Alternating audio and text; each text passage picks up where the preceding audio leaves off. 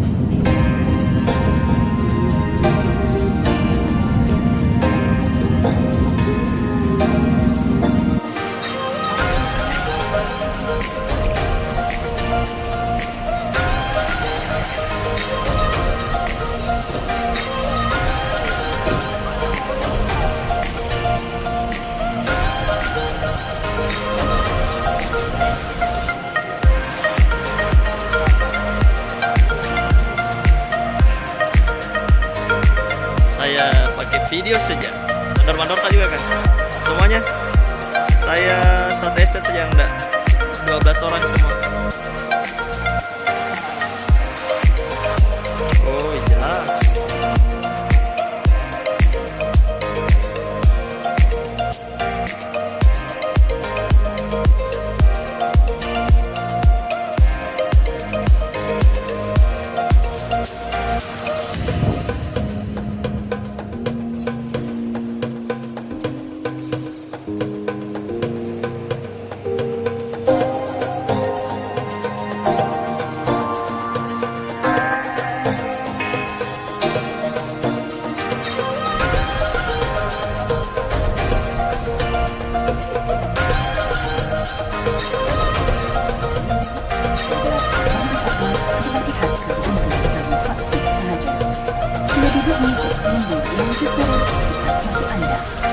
Penukaran tempat duduk sampai ke belakang adalah tidak digalakkan sama sekali demi menstabilkan berat dan menjaga keseimbangan pesawat.